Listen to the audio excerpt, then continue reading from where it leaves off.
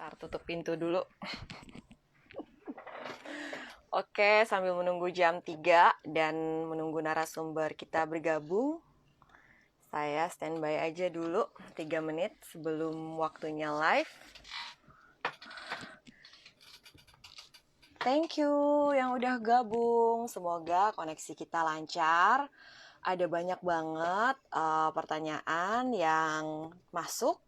Halo Aulia di DM untuk halo Lolius. Halo Pak Hendra. Banyak ya pertanyaan yang masuk di DM untuk Boston dan juga Fadilon. Halo Katrin. Jadi sudah saya rangkum tadi, kira-kira beginilah pertanyaannya ya. Jadi saya bikin mind mappingnya aja, semoga semuanya bisa tercover dalam waktu yang singkat ya, sekitar 1 jam nanti kita ya. Halo Pak Iman, salam Minervian katanya ya.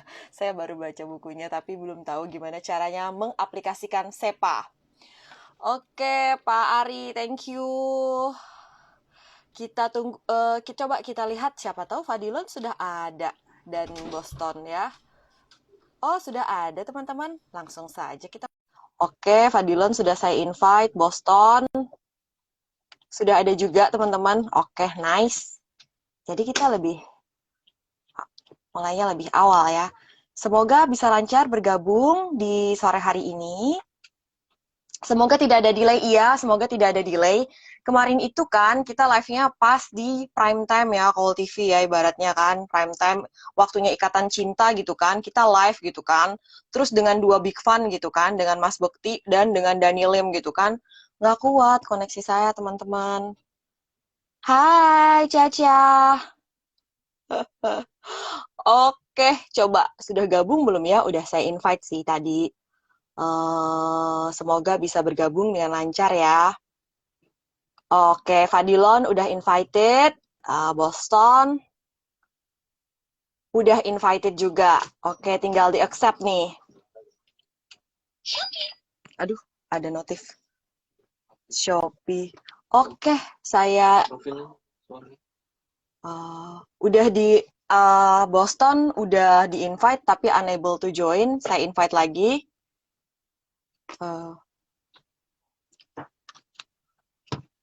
Oke.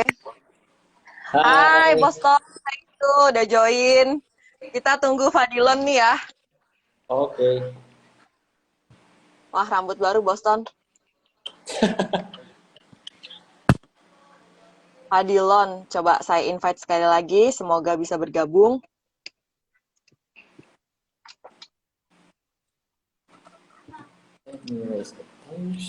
Ya, ini di save ya teman-teman. Nanti kita akan usahain selesai sebelum 1 jam. Artinya jangan lebih dari 1 jam untuk menghindari terjadinya hal-hal yang tidak diinginkan. Oke, angkatan udara, angkatan laut, angkatan darat gitu ya. Coba kita tanya nih apakah artinya nih. Hai, Pak Dilon. Halo. Halo. Emang sengaja dibikin gelap ya, nggak mau kelihatan banget. Ya kan padahal musisi ya. Jadi ini adalah musisi trader atau trader musisi. Nah, nice. Nyapain aja. Tar dulu, Pak. Oke, angkatan corona hadir. Sebentar lagi. Oke, sebentar lagi. Udah jam 3:01 sih. Boleh dinyalain. Udah? Siap. Hai Mas Yoga. Siap. Nanti. Jadi boleh diceritain nggak nih strateginya angkatan laut, angkatan udara, ini apa sih sebenarnya mungkin buat teman-teman yang belum familiar? Oke, jadi kalau kita sekarang karena tradingnya cepat ya time frame-nya, kayak mungkin sehari, 2 hari, jadi kita ngebagi-bagiin untuk tradingnya. Jadi memang harus fokus ya. Jadi kalau misalkan kita anggap itu adalah sebagai scalping, dan kalau misalkan kita mau scalping kita harus tentukan style kita. Jadi ada beberapa orang yang, contohnya aku sendiri, aku fokusnya memang main di atas, ya kita sebutnya angkatan udara karena biar lebih gampang aja. Ada juga yang mainnya di tengah-tengah gitu kayak Mas Yusron, ada juga yang main di bawah. Nah, kalau misalkan dia main di atas ini, cenderung lebih kepada mainnya ke buying power. Jadi ketika ada satu saham yang terus melonjak karena adanya buying power, kita memanfaatkan itu. Tapi kalau misalkan angkatan laut di bawah, biasanya karena panic selling atau ada beberapa hal yang memang dia setelah ARA terus dia ARB di situ. Mungkin Mas Fadil tambahin. Halo, iya kita sapa dulu Iya, Panglima tertinggi iya. yang Bekti Sutna udah bergabung. Jadi kalau Fadilon angkatan laut. Angkatan laut lah. Iya, jadi gimana tuh Jadi biasanya strateginya? kalau misalnya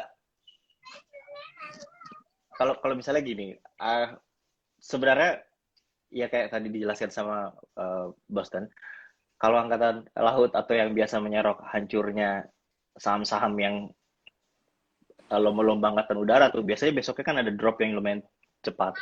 Itu biasanya aku nggak ikutan sama sekali di arah hunter, tapi justru menunggu apakah arah hunternya ada bantingan besok yang ada ARB 2 kali. Karena ketika ada ARB 2 kali, pasti ada broker-broker, entah retail atau yang kalah cepat masuk, itu akan nyangkut di atas 2 kali, terus mereka berharap untuk keluar. Biasanya, potensi ketika barangnya udah dibuang setengah, si market maker yang menyisakan duitnya sedikit di bawah itu, akan mengerek lagi ke atas. Nah, di situ saya masuk. Ikutan sama Oh, market maker, kalau press dari atasnya yang panik itu nggak terlalu jumbo, biasanya akan ketarik sebentar, walaupun ntar ARB lagi. Jadi memang mainnya cuman habis opening, kalau misalnya memang nggak kuat marketnya, 7% out. Biasanya sih oke. gitu. Itu ya berarti sasarannya adalah kalau cuannya bisa sampai 7% potensinya kalau dari Iya, nangkep iya, ARB mantul. iya, bisa 7 Oke. persenan sih. Biasanya 5-7%. Oke, 5-7%. Kalau Boston sendiri sebagai pasukan HK di deket arah gimana? Biasanya potensi cuannya berapa? Jadi kalau saham ARA, kenapa ada namanya ARA Hunter? Karena ketika dia berhasil ARA dengan bid super tebal, atau katakanlah biasanya kalau saham yang ARA itu bidnya tebal ya, itu potensi besoknya itu bisa open gap up ya, gap upnya sampai bisa di antara 5-10%. Bahkan kalau misalkan story-nya bagus, bandarnya juga ikut kerek, itu bisa sampai 20% ya. Kita pernah tahu beberapa saham bank digital belakangan ini sering banget ARA dan besoknya dilanjut ARA lagi itu ada eh, kayak gitu. Makanya kalau misalkan secara risk and reward, memang kalau kita main di ARA kita butuh mental yang sangat kuat sekali, dan kalau memang nggak sesuai harapan kita harus cepat-cepat keluar, karena kalau kita nggak keluar itu potensi minusnya bisa banyak banget ya, karena kan kita mainnya udah ketika dia udah naik let's say misalkan 15-20%, dan kalau nggak sesuai harapan dia turun mungkin paling paling boncosnya ya 20% plus ARB 27. Makanya kita harus benar-benar secara mental harus kuat dan cut loss-nya harus ketat. Tapi rewardnya kalau itu berhasil ya besoknya open gap bisa sampai 5-10%. Dia bisa kalau dia story-nya bagus dia bisa sampai 20. Makanya secara risk and reward menarik. Makanya aku fokus meriset tentang arah hunter kayak gitu. Oke, risk and reward. Kalau untuk Fadilon sendiri pernah nggak nih istilahnya kalau nangkep bawah berarti kan kita harus lihat juga ya, jangan sampai pemain besar belum ada potensi ngangkat atau memang belum ke sana psikologi pelaku pasar, kita udah masuk keduluan gitu kan. Nanti kita Iya. kayak nunggunya kelamaan. Kalau buat Fadilon sendiri kayak gimana tuh biasanya strateginya untuk menghindari situasi seperti itu? Um, Pertama untuk uh, kalau misalnya ARB Hunter, memang kita nggak bisa yang namanya harus all in, harus benar-benar cicilannya 3 kali dan kayak piramid. Semakin besar cicilannya, semakin 2 kali lipatnya juga untuk mengecilkan average. Dan kalau misalnya aku pribadi, itu acuannya selalu lihat broker-broker yang memiliki barang sebelumnya dalam keadaan floating profitnya itu udah sekitar plus 5 sampai plus 10%, dan akumulasi yang mereka beli itu sudah hampir tidak bisa exit selama 3 hari. Misalnya transaksinya 4 miliar, terus dia akumulasinya floating profit di harga plus 10% sekarang ketika ARB, terus dia punya akumulasinya 100 miliar, bisa pernah keluar karena isinya 100 orang. Jadi biasanya potensinya seperti itu, tapi tidak juga overconfident, tetap melakukan cicil. Karena memang resikonya tinggi sekali, makanya aku biasanya nungguin ketika ARB menunggu bid-bidnya tuh offernya tiba-tiba dicabut dulu. Kalau ada cabut berarti ada yang mau memainkan saham ini, aku langsung HK biasanya sedikit dulu. Kalau ditarik langsung TP dulu, karena penarikan kalau belum 2 kali itu agak beresiko, apalagi nggak ada penarikan sama sekali. Jadi biasanya seperti itu sih. Oke. Untuk kita ngecek harga average big player-nya lihat di mana? Oh, biasanya aku sih pakai stock bid ya. Cuman kayaknya kalau misalnya dari sekuritas ada, cuman biasanya aku ngeliatnya kalau misalnya ada saham-saham justru lebih ke benar-benar 1 bulan dulu dicek. 1 bulan, habis itu kalau 1 bulan kita ketemu broker-broker big money yang punya 1 bulan, akumulasi 1 bulan, itu aku save average-nya, terus lihat lagi yang data terjauh yang kayak misalnya bisa 5 tahun, 10 tahun. Jadi kita tahu bahwa ada nggak sih nih orang-orang yang nyangkut di atas, jangan sampai ketika ada market maker bulanan itu mau narik, dia malah ngepres. Jadi aku biasanya 2 kali dan memakai stock bid, dan biasanya pakai dari sekuritasnya sih. Kalau dari, maaf nih, lanjutin dulu yang angkatan laut nih ya, Boston. Jadi kalau misalnya dari sisi, kalau kita tarik chart daily-nya tuh, Fadil, biasanya yang menurut kamu itu lebih potensial itu yang saham emang uptrend lagi retrace, atau yang emang lagi di bottom banget mau reversal gitu, secara chart daily?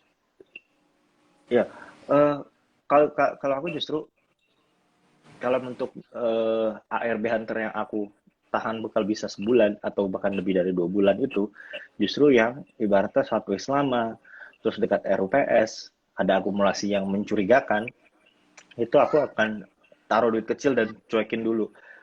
Kalau misalnya ada akumulasi yang sangat besar sih. Cuman kalau misalnya saham-saham uptrend, justru aku juga main di saham uptrend, seperti kayak misalnya di MMX juga aku main, juga sempat main beberapa kali. Cuman itu cuannya agak lebih tipis nggak? Karena kalau uptrend itu banyak potensi orang-orang buat taking profit. Itu bisa tektoknya akan lebih PR untuk dijagain, tahu-tahu bisa jeblok tapi ditarik lagi. Jadi aku memilih yang sideways, karena kalau sideways nggak ada tekanan buy yang tinggi. Apalagi kalau misalnya dia udah all time high, itu bahaya banget menurutku. Oke. Tadi udah dari sisi angkatan laut tuh ya jelasin semuanya. Nah, kalau Boston boleh dijelasin untuk strategi arah hunter. Kalau tadi Fadilon kan juga udah ngasih tahu juga soal masuknya, cicil dulu, nggak all in kayak gitu. Kalau Boston?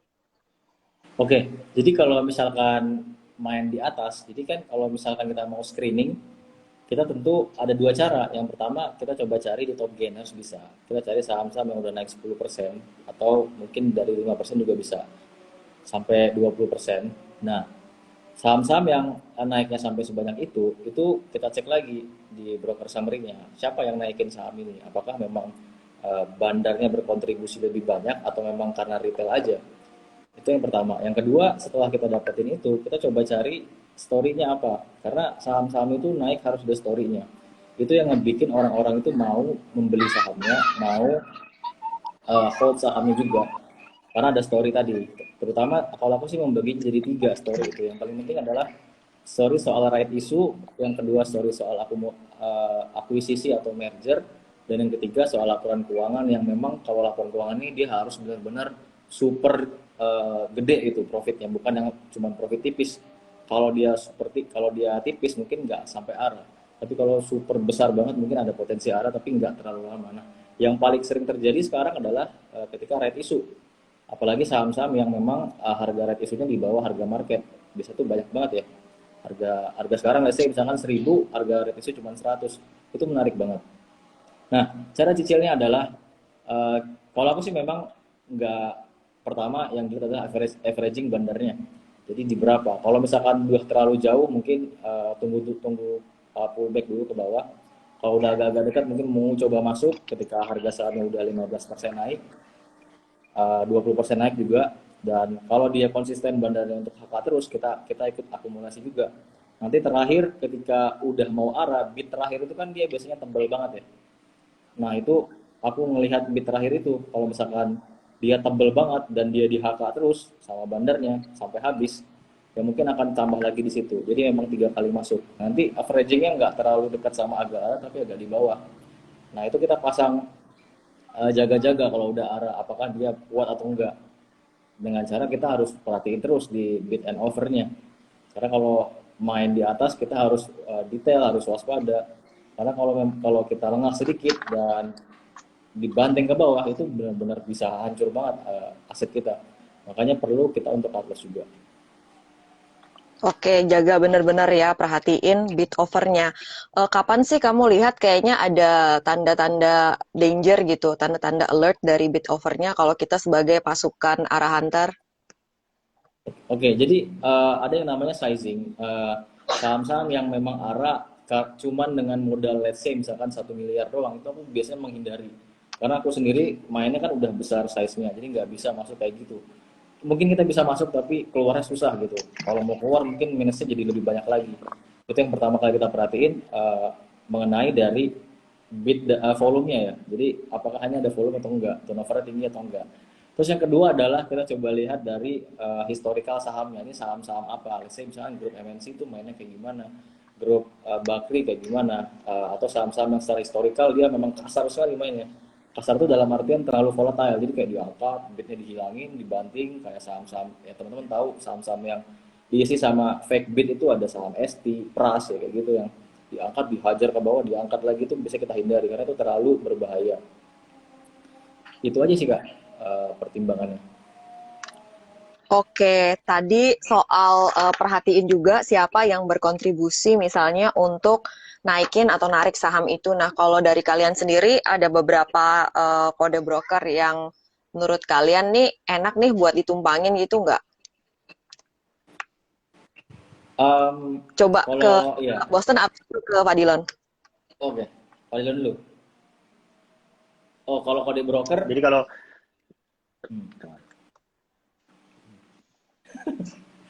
kalau aku lihat bandar lokal ya. Karena Iya. bandar lokal ini memang orangnya punya, aku sudah mempelajari atau meriset style mereka seperti apa, terutama bandar-bandar yang seperti MG, IF, gitu, YP juga, sama satu lagi ada LG, ya, Trimegah. Sama belakangan ini juga ngeriset soal AZ ya, Sukor. Jadi mereka itu memang mainnya belinya agak-agak sore gitu, mau closing besok paginya mereka bisa distribusi kalau ada kenaikan besar kayak gitu. Jadi mostly kita mainnya ke bandar lokal ya dibanding asing. Oke, kalau Fadilon? kalau kalau aku sih justru lebih sukanya karena saham bawah laut ya, jadi lebih sukanya bandar asing kayak misalnya CS, BK, tapi dalam keadaan dia tiba-tiba ada di cap kecil dan CS-nya itu foreign ya, bukan CS lokal, kreditus foreign. Dia membeli itu biasanya dia akan sabar nunggu itu.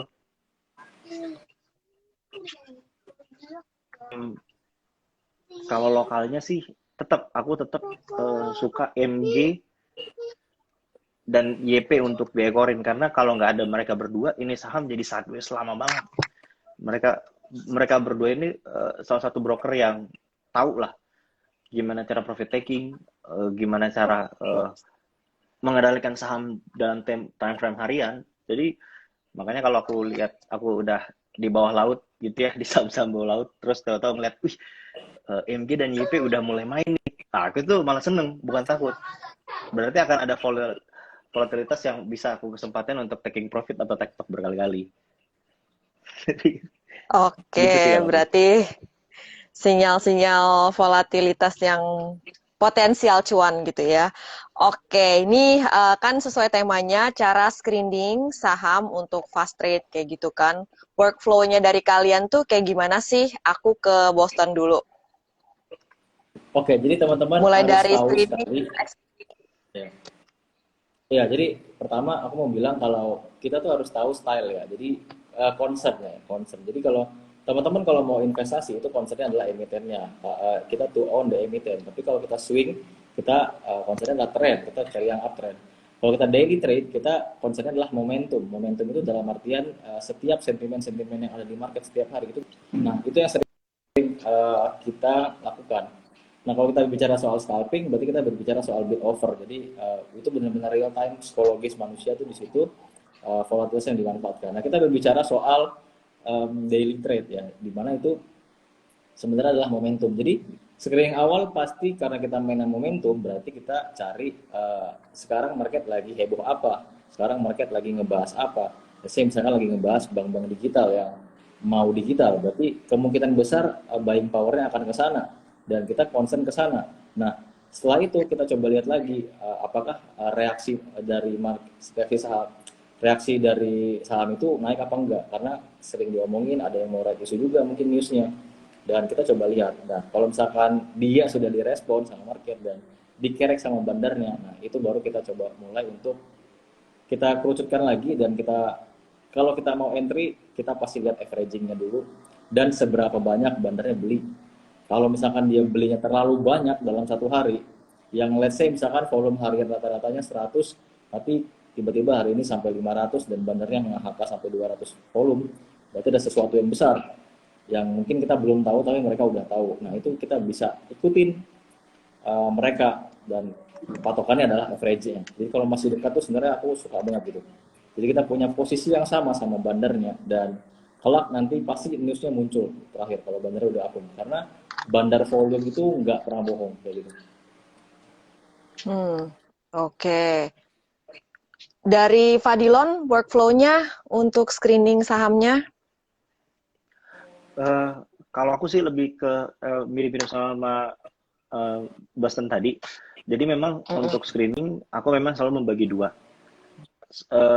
Saham-saham yang sedang untuk fast trade itu sedang dibicarakan, tetapi biasanya justru aku melihat saham-saham yang sejenis, yang kayak bank-bank mini, yang memang tidak ada story-nya, tapi akan dimainkan sama bandar karena ibaratnya momentum yang pas untuk membuat fenomena seolah-olah mereka ketarik dan retail kan akan HK, walaupun end up-nya biasanya retail akan cut loss.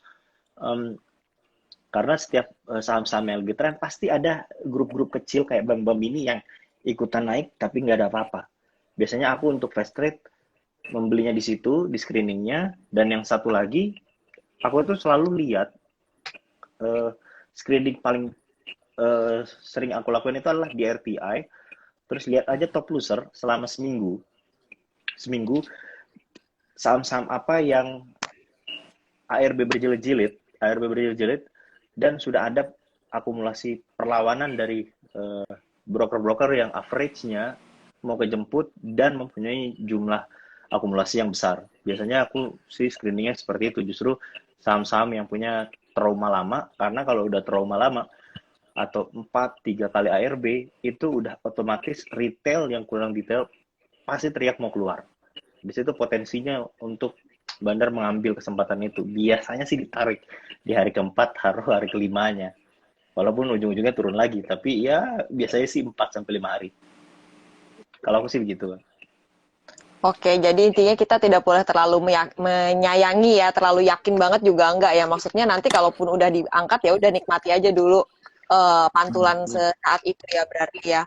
Dan tadi yang menarik juga dari strateginya Fadilon berarti kayak strategi tanam benih ya, taruh uang kecil dulu, lot kecil di saham-saham yang diincer Yep. tadi yang lama sideways. Berarti ini untuk yang dipegang agak lama ya, bukan untuk scalpingan ya. Jadi kalau misalnya terjadi perubahan pada harga saham yang kita taruh bibit itu berarti kan oh udah mulai ada pergerakan nih. Itu semacam kayak buat kita cara monitoring gitu ya. Uh, Sebenarnya benar sih Mbak, cuman sebenarnya aku juga dalam waktu fast trade pun melakukan cicilan. cicilan. Masalah walaupun harganya masih opening, karena aku merasa bahwa pasti akan ada diskon, panikan, orang taking profit bentar, terus hancur ke bawah. Tujuan aku untuk mencicil itu supaya kalau misalnya worst case-nya terjadi, kita bisa saraf bawah dan analisanya objektif. Karena bagi psikologi aku, yang aku pahami, ketika aku masuk dengan volume yang sangat kecil, itu kita akan objektif. Kita nggak akan menyayang-nyayangi duitnya. Oh, ternyata kita udah minus, ternyata trennya udah selesai. Itu akan gampang banget cut loss. Sedangkan kalau buat aku pribadi, aku taruh all in misalnya di atas, itu banyak denial yang ketika minus 3%, padahal average bandarnya udah jauh, udah selesai bandarnya menggul, kita akan keluar denial mengatakan bahwa enggak, ini masih bisa naik. Padahal em, di depan mata kita tahu secara tren sudah selesai. Kalau aku pribadi, memang aku nggak mau all in karena penyakit aku kalau udah all in, overconfidence yang aku nggak mau ngulangin itu lagi sih. Oh Jadi iya, aku kalau mendingan, kayak gitu, jadi kayak, jadi gini sih, Mbak. Jadi kayak mending, kalau aku ya, kalau aku pribadi, aku mending cuan tipis daripada rugi banyak. oh oke, oke, oke. Kalau gitu, kadang-kadang kan kita memang nih ada masanya, ada momentum. Tadi kan memang ini tuh apa sedang puter giling aja gitu kan. Maksudnya ada yang take profit, ada yang juga pasukan angkatan laut mau siap-siap masuk, pasukan angkatan udara take profit kayak gitu kan suka kan misalnya dari yang tadinya gap up tiba-tiba di bawah merah dulu. Nah, itu kayak gimana sih kita biar kita tahu kita nih denial atau kita tuh sebenarnya memang melihat ini tuh masih bisa gitu loh. Kalian ada pengalaman nggak? Ini kan mungkin dialami oleh teman-teman yang fast trade atau scalping ya. Pasti mereka setiap hari menemui momen kayak gini. Iya, iya. Aku cut loss atau aku sebenarnya ini masih ada potensi mantul gitu. Biar tidak menyesal. Silakan. Oke, jadi setelah aku riset-riset juga dan memang beberapa saham itu kita nggak bisa pastiin kalau dia arah besoknya dia open gap up terus naik lagi nggak bisa. Ada juga yang mungkin dia habis open gap up turun itu ada juga. Dan untuk menghindari itu semua kita memang harus set rules gitu. Jadi kalau rules yang aku bikin gini. Jadi ketika ada saham yang oke, pertama kita pilih saham-saham yang mau arah yang memang ada story-nya ya. Jadi kalau nggak ada story-nya biasanya aku nggak mau. Kayak beberapa saham yang tiba-tiba naik tapi kenapa nggak naik nggak tahu gitu, itu nggak akan aku ambil. Tapi kalau misalkan dia story-nya menarik itu pasti diambil. Terus yang kedua, kalau misalkan dia ditutupnya bid super tebal itu kemungkinan besar, apalagi kalau tutupnya sampai 1 juta lot gitu ya, 500.000 lot gitu di harga saham-saham 1.000 itu bisa kencang banget. Dan tetap kita harus set rules. Jadi kita mungkin ngerasa kayak confidence over confidence. Dan rulesnya tuh gini, kalau misalkan misalkan dia open gate up, kita harus jual. Kalau aku sih memang prinsipnya beli beli cicil, jual cicil. Jadi nggak bisa nge-hold di satu harga atau TP di satu harga. Jadi itu meminimalisir resiko karena kita nggak bisa pastiin dan saham itu bakal arah lagi. Let's say kita misalkan ngomongin soal saham BBYB, dia waktu itu arah dan kemudian arah lagi dan itu dan aku ngerasa biasa aja karena rulesnya seperti itu.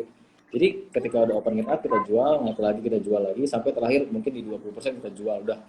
Kalau dia mau arah lagi ya kita ambil lagi di arah. Tapi kalau dia turun ya udah berarti kita memang benar.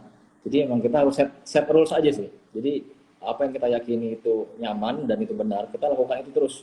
Jangan karena gara-gara aku beli sahamnya jual di awal dia arah, aku besok ganti rulesnya lagi. Terus ketika aku ganti ternyata sahamnya besok ARB udah arah sebentar baru udah naik sebentar baru ARB. Jadi kan kita bingung, merasa salah terus. Jadi memang harus set rules. Terus mana yang kamu nyaman dan kalau memang itu dia naik lagi berarti bukan rezeki kamu. Tapi kalau turun ya berarti memang kamu benar. Kayak gitu aja sih kalau aku. Oke. Kalau Fadilon? Kalau aku sih, tadi poin Boston itu benar banget. Tapi kalau aku lebih ke gini aja sih. Setiap trader, setiap investor kan punya keyakinan masing-masing. Ada yang percaya fundamental, ada yang percaya teknikal, ada yang percaya bandarmologi. Tidak ada yang salah dari mereka bertiga. Tetapi kalau aku cara men-triggernya ketika aku itu panik dan denial itu adalah ketika aku masuk sebuah saham dengan style bandarmologi, average, terus tiba-tiba ngedrop, aku langsung baca laporan keuangan, aku langsung baca PBV-nya masih bagus nih, itu udah pasti aku sadari bahwa aku panik. Karena aku mengecek satu hal yang aku tidak mulai. Walaupun aku ngerti bacanya, tapi itu tidak aku mulai. Kalau aku udah lihat itu, udah kira aku udah, pokoknya aku simple lagi. Ada saham yang drop, terus aku udah mulai ngeliatin EPS-nya, udah mulai liatin PBV-nya, udah mau baca-baca berita laporan keuangannya. Itu bisa saja benar, tapi aku udah pasti ya meyakini split second aku panik keluar.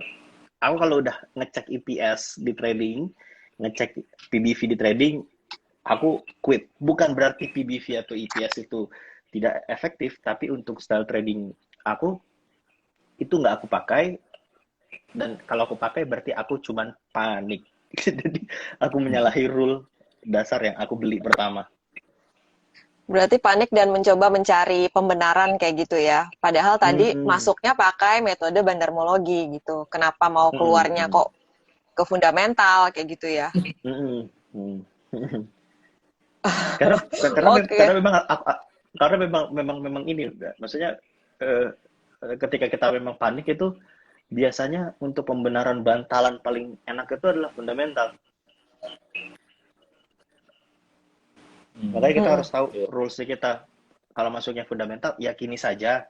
Misalnya ada bandar distribusi, kalian percaya fundamentalnya masih bagus, hold aja nggak masalah. Tapi ya yakini aja. Gitu. Oke. Ini tadi boleh minta ciri-ciri bid offer yang bakal kuat.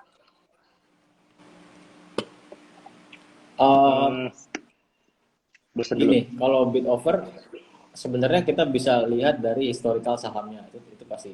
Jadi makanya aku bilang kalau teman-teman itu mau jadi scalper, memang yang paling utama adalah jam terbang ya dan pengalaman karena kalau kita bicara teori ya mungkin kita bisa tahu tapi prakteknya kan saham-saham itu memang benar-benar random ya. Maka kita harus tahu karakteristik dari sahamnya dan ada bid offer yang memang dia itu benar, ada yang cuman fake aja. Dan teman-teman biasanya lihat kalau misalkan di kolom bid itu dia tebelnya itu signifikan dibanding yang di kolom offer ya, itu udah pasti fake bid. Apalagi di saham-saham gorengan ya, lapis 3 yang memang secara turnover dia kecil, jadi kayak dan harganya juga murah, maksudnya di bawah 500 itu kecil.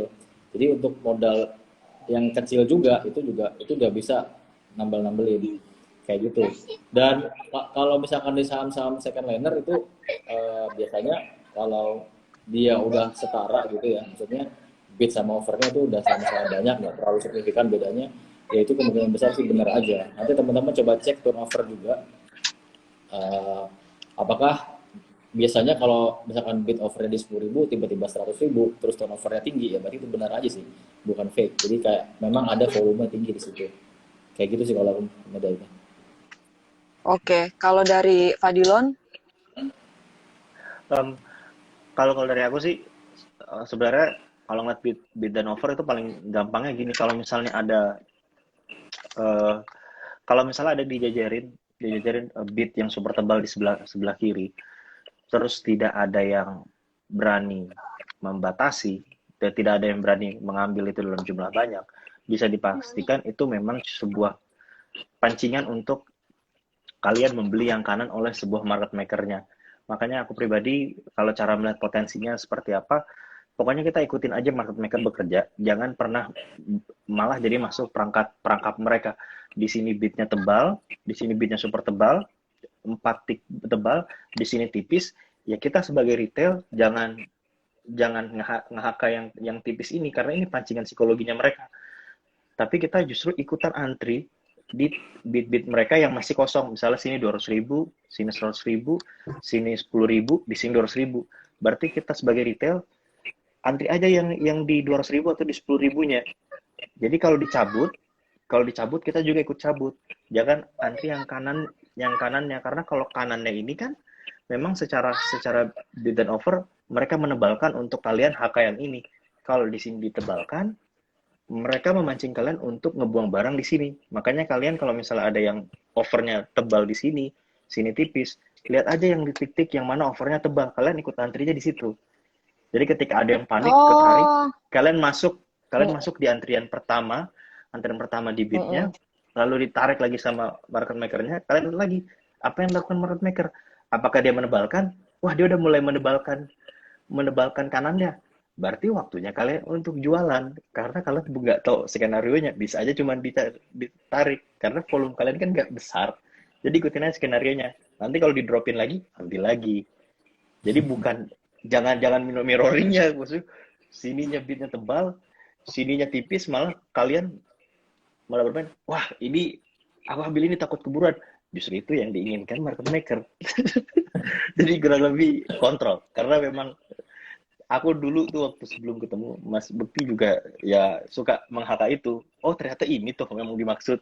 Jadi ini aku sekarang ngeremnya super.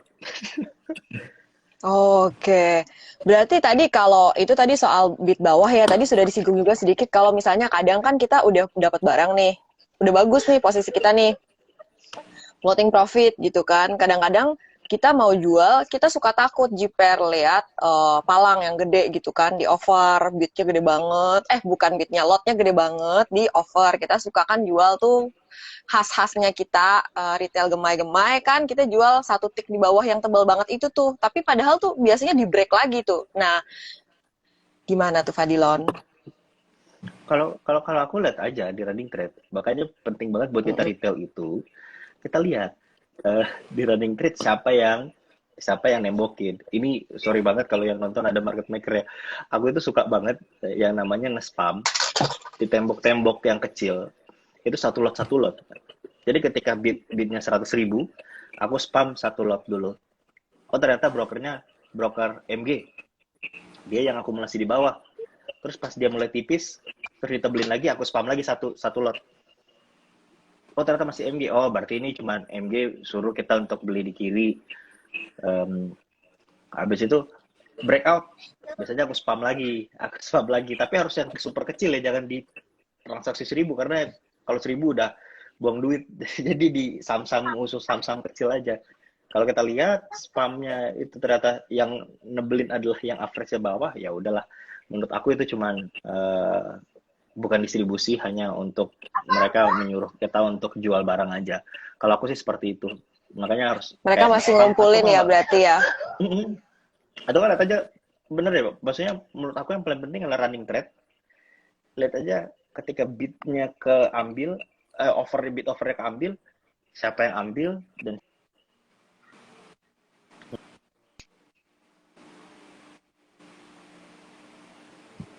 tuh. Wah, sinyal Fadilon kayaknya diganjal semesta karena mengungkapkan rahasia market maker. Oke, coba kita ke Boston dulu sebentar. Tadi agak kepotong sedikit sih Fadilon di bagian terakhir. Bener nggak? Iya. Oke, Gimana? coba iya. Tadi udah ciri-ciri bid over yang perlu diperhatiin. Kemudian tadi ini soal akumulasi distribusi bandar, kita tahunya ngeceknya di gimana caranya? Tadi pertanyaan juga.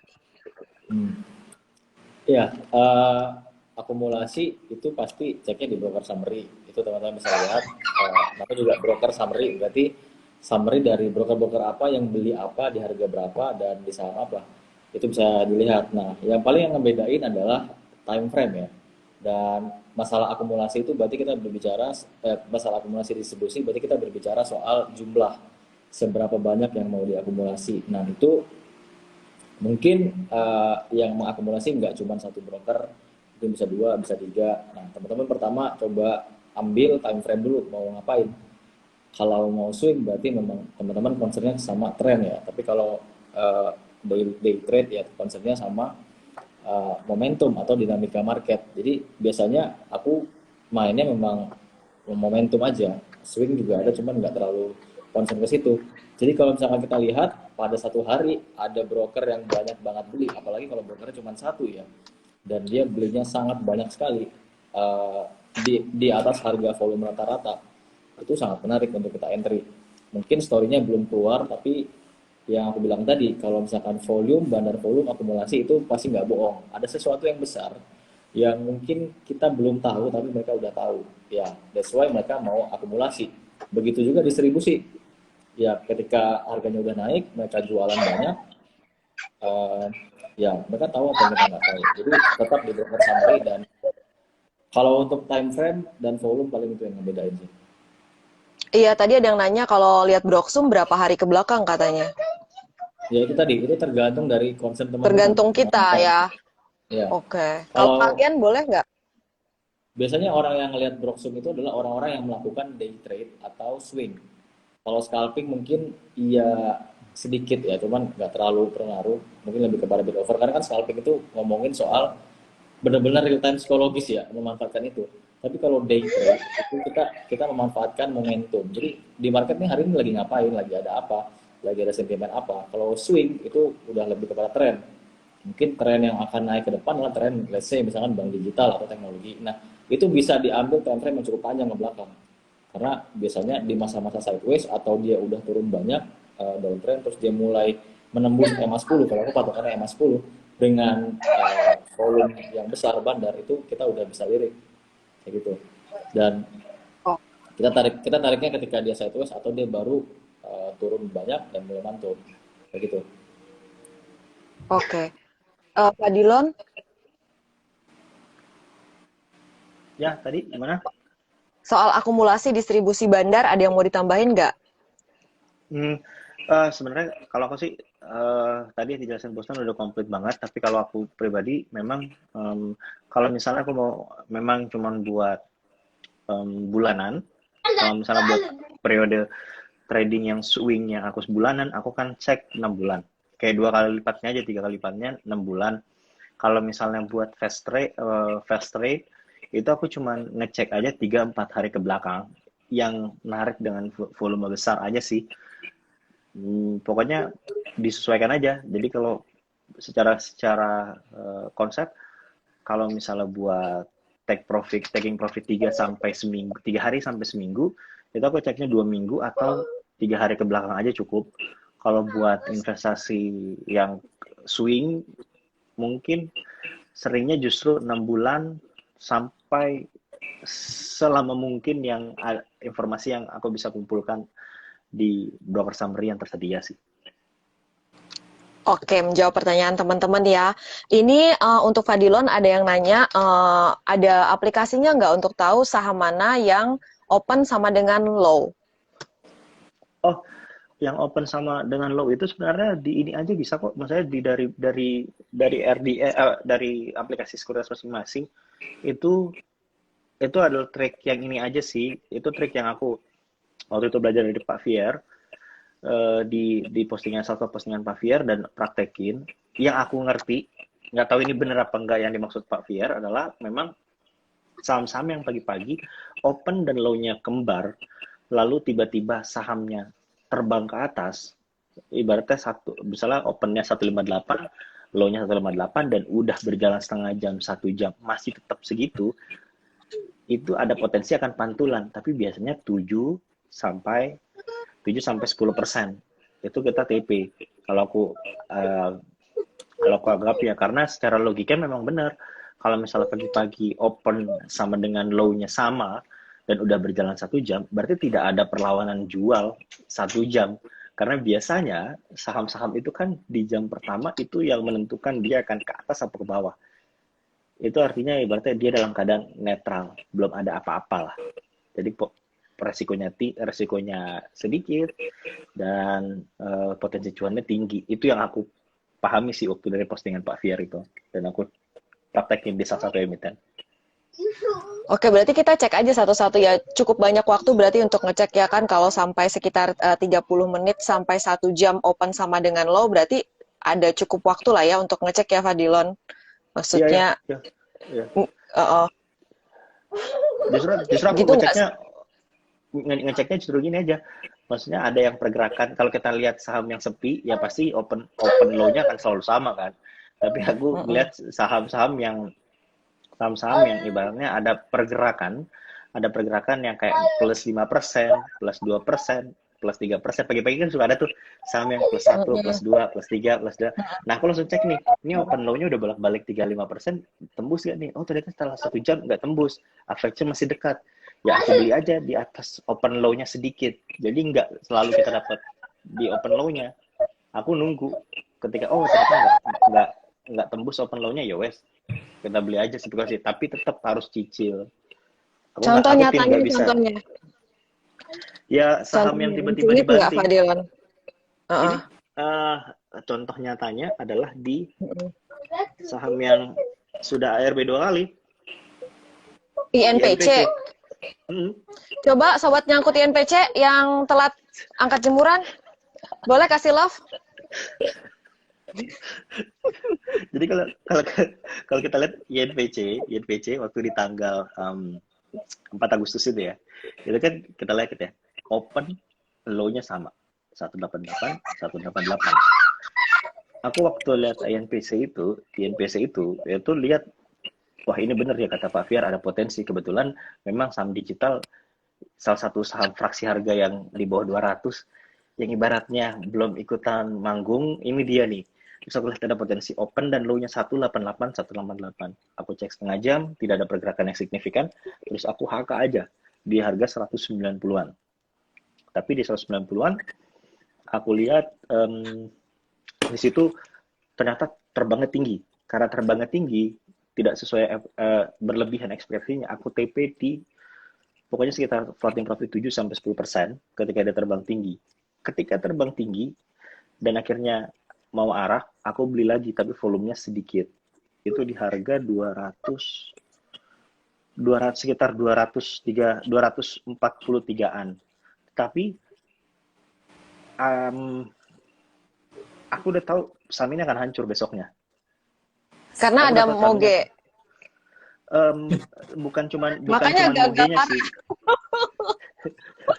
bukan cuman MG-nya, maksudnya MG kan memang yang kita sama-sama tahu adalah sering memberi di atas, jual di bawah.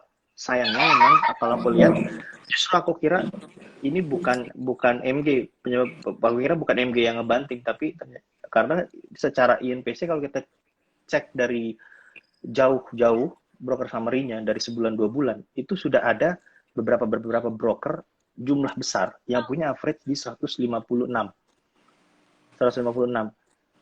Keputusan aku menjual paginya di menit 1 itu di harga atas 252 itu, 254, 252 itu, karena memang aku yakin banget ini akan dibanting either MG duluan atau mereka-mereka yang punya average di bawah, karena INPC itu average-nya nggak ada yang nyangkut, average-nya di bawah semua dan jumlah jumbo-jumbo. Ini kayak misalnya ada market, wah tunggu-tungguan tuh, makanya siapa yang kerek duluan. Makanya kalau kita lihat average-nya MG waktu hari itu, aku pun takut karena tiba-tiba ini kok tumben MG tidak menjadi broker yang menarik ke atas. Harga udah mulai udah mulai tutup di 200. Dia kalau nggak salah average-nya 270-an. Biasanya dia banting nih di arah. Kok dia mau nunggu? Aku bilang mau nunggu. Jadi warning aku ada 3. MG nunggu di average yang tinggi sekali, di bawah sekali. Broker-broker yang punya akumulasi average yang cukup, udah floating profit 20%, dan mereka nggak bisa exit 3-4 hari. Itu membuat psikologi mereka bisa mengurangi beban. Dan juga memang saham ini udah arah pertama tanpa berita. Kayak dibilang bosen tadi, kalau tanpa berita, kita mau kiri aja lah sebagai retail, ya udahlah kita dapat duit dikit out. Cuman memang ya waktu drop itu aku pribadi nggak sangka akan 1 menit langsung hancur. Itu literally 1 menit satu hancur kan, langsung benar-benar aku kaget. Broker aku bisa TP cepat, tiba-tiba kelat seret 2 menit. Waduh. Dan kebetulan MG sebagai broker yang mempunyai speed antri yang super cepat berhasil exit. Sayangnya tidak ada yang mau mengakumulasi lagi di bawah. Biasanya kalau MG dropin besoknya ada YP mau akumulasi lagi, sahamnya bisa arah 2 kali. Seharusnya begitu. Tapi ternyata ketika MG taking profit, tidak ada yang berani. Kayaknya mereka nunggu-nunggu gitu, Mbak. Aku pribadi ya. Aku berani simulasi.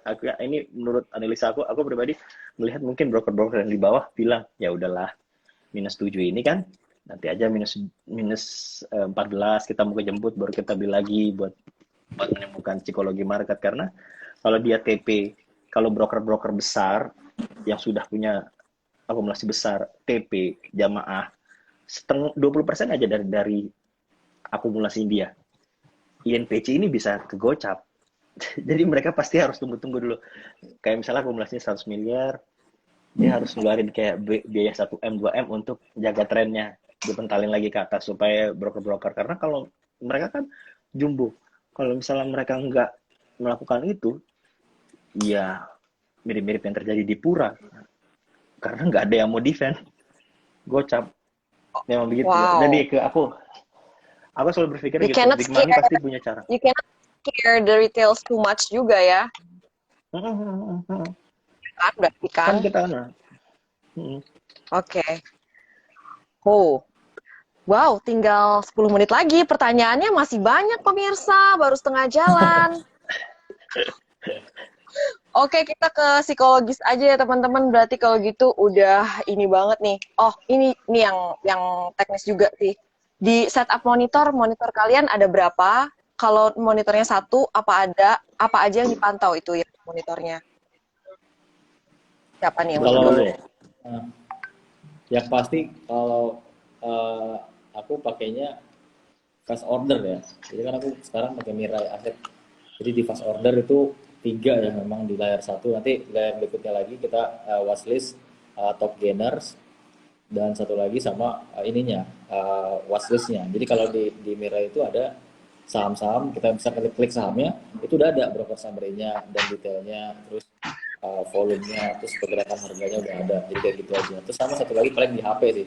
Aku senang banget melihat watchlist itu di RTI gitu di HP. Karena emang udah terbiasa. Simple kayak kayak gitu aja. Karena kalau aku sendiri biasanya kalau mau mengambil saham itu mungkin nggak lebih dari kayak gitu. Jadi memang kalau yang kita baik aja dulu sebenarnya uh, waktu bank digital itu lagi manggung itu banyak banget ya saham-saham bank digital yang mau arah. Cuman yang kita pilih yang mungkin volumenya paling besar dan story-nya paling enak lah kayak gitu. Oke, Ada sih volume gitu. paling besar, story-nya ada. Mm-mm. Oke, kalau Fadilon, Nah ini mbak, ini yang aku kadang-kadang suka minder sama trader-trader lain. Karena aku itu cuma eksekusi dan analisa benar-benar dari HP doang, nggak ada layar banyak. Aku benar-benar pakai aplikasinya Jasa Utama Kapital. Kebetulan di situ sudah ada bid dan offer, terus udah dalam satu layar bid dan offer, terus ada akumulasi segala macam. Jadi aku cukup cuman pakai HP aja sih. Pakai HP aja nggak ada layar-layar macam-macam. Cuman semenjak semenjak ikut ngeliat teman-teman trading di Padepokan Bukti Sutikna itu jadi aku lihat kayaknya jujur kalau aku pribadi lagi cuman membutuh tambahan satu monitor aja untuk melihat running trade live-nya aja sih karena menurut aku um, akumulasi itu broker summary itu bagus banget itu bisa mengamankan lah aset cut loss itu potensi cut loss itu lebih tinggi cuman memang kalau kita mau lihat real time-nya lebih bagus memang harus ada running trade. Jadi aku mungkin kalau untuk saat ini dipakai hanya satu AP aja, cuman aku berniat menambah satu aja cukup untuk running trade. Itu oke, aja sih. kalau running trade kalian setel apa enggak? Kan banyak nih yang nggak percaya.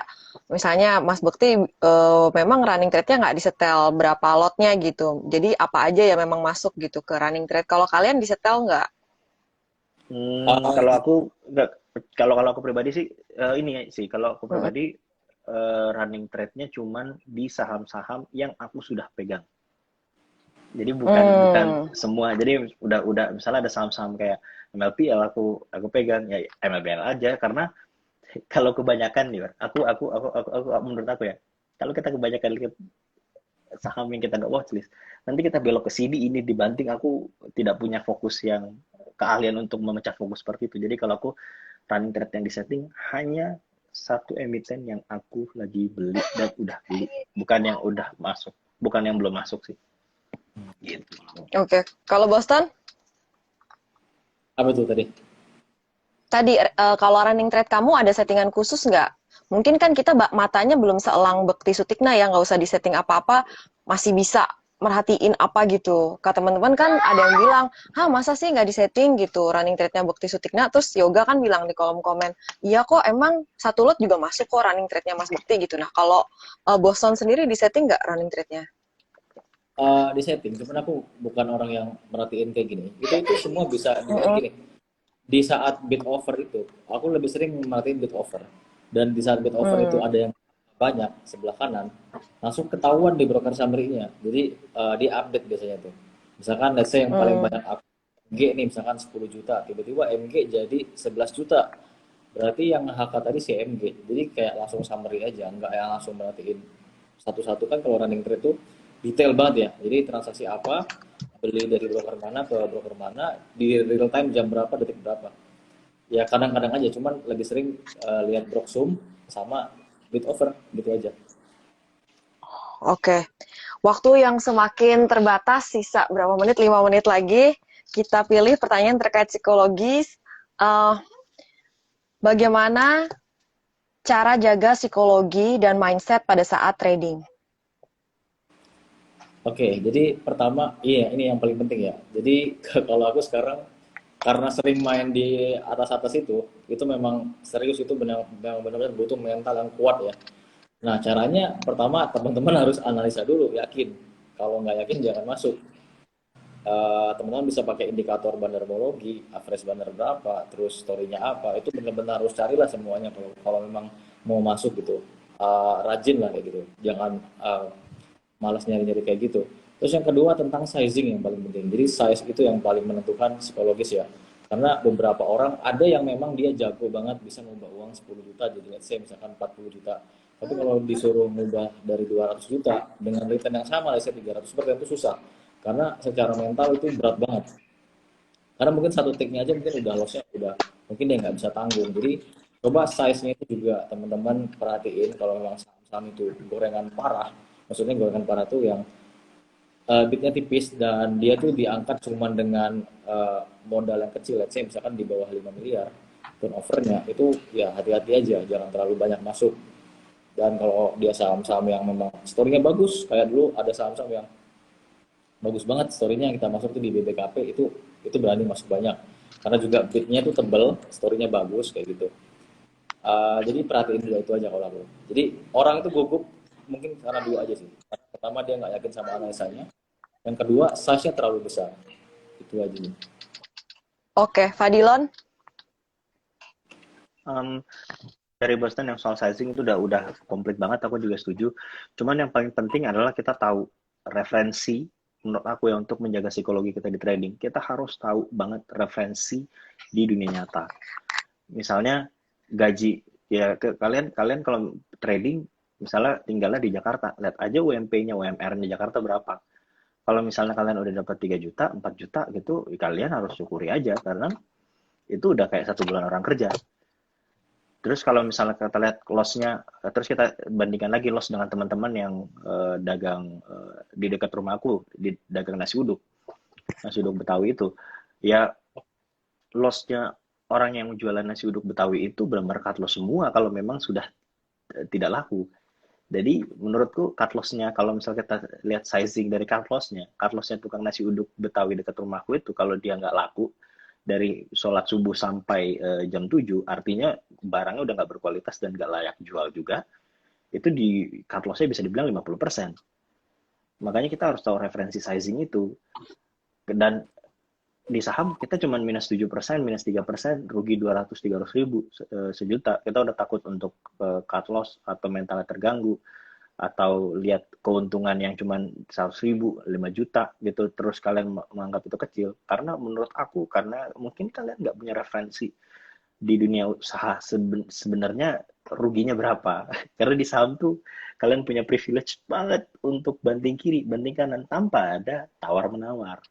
Jadi menurut aku psikologi yang membuat kalian terganggu di trading, menambah dari Boston tadi, itu mungkin kalian kurang tahu referensi gaji pekerjaan di dunia nyata. Mungkin itu aja. Oke, kalau untuk bangkit dari minus puluhan persen, pernah nggak kalian sendiri? Mungkin dulu di awal-awal perjalanan atau kayak gimana, terus gimana cara bangkitin psikologis? Ada pertanyaan yang seperti ini dari teman-teman Boston di dulu. Instagram. Stan. Kalau aku sendiri, sejujurnya aku nggak pernah, maksudnya so far itu belum pernah sampai kena mental gitu di saham. Karena di awal udah diarahin benar. Jadi mungkin yang bikin kena mental bukan di saham tapi lebih ke real life-nya. Jadi gini, teman-teman harus sadar bahwa kita itu harus berpikirnya long term. Long term dalam artian ini sebenarnya menarik, permainan-permainan kita anggap ini permainan ini menarik, tapi bisa jadi celaka juga kalau kita gegabah karena ini benar-benar mostly itu berbicara soal psikologis ya, berbicara soal greed sama fear. Nah, jadi aku selalu progress. Jadi memang di tahun pertama progresnya adalah mungkin kita belajar dulu semuanya, terus kita nggak mencari keuntungan, kita memang upgrade diri aja. Di tahun pertama mungkin kita bisa untung bisa rugi, tapi mostly sih rugi ya, karena emang baru belajar. Di tahun kedua mungkin kita bisa untung tapi dalam time frame yang 1 tahun. Mungkin di tahun ketiga bisa untung dalam time frame 3 bulan. Nah, aku sendiri perjalanannya seperti itu. Jadi sekarang bahkan udah bisa stabil profitnya itu dalam time frame mingguan. Dan itu sudah dilakuin dari bulan Juni. Jadi udah minggu ke-10 ini udah profit terus dalam mingguan ya. Tapi dalam hariannya ada loss, ada profit.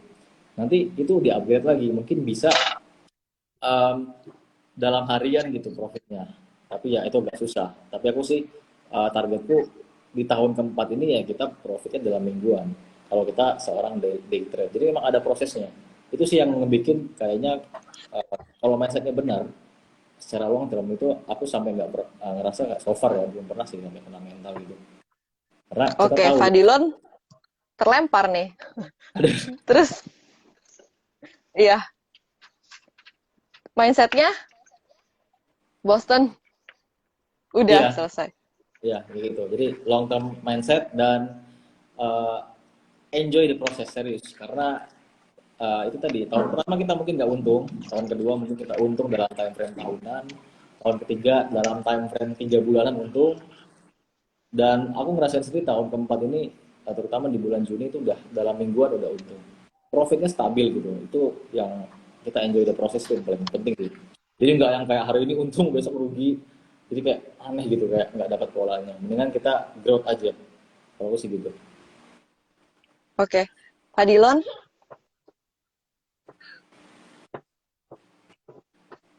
tes, tes, tes, tes. Sinyalnya Fadilon hilang, muter-muter. Tanpa Oke, Dila. ya udah, Fadilon, gimana nih? Oke, kita tutup aja ya. Soalnya udah 1 jam. Aku takut hilang sama sekali ya, karena tadi pada save, bilang save, save. Oh ya, buat Fadilon dan teman-teman semua yang request saya IG live dengan Pak Fier Jamal, udah dapet ya konfirmasi beliau di pekan depan. Oke, nantikan bersama. Thank you, Boston dan Fadilon. Bye. Yo, thank you Kak Alin. Thank you.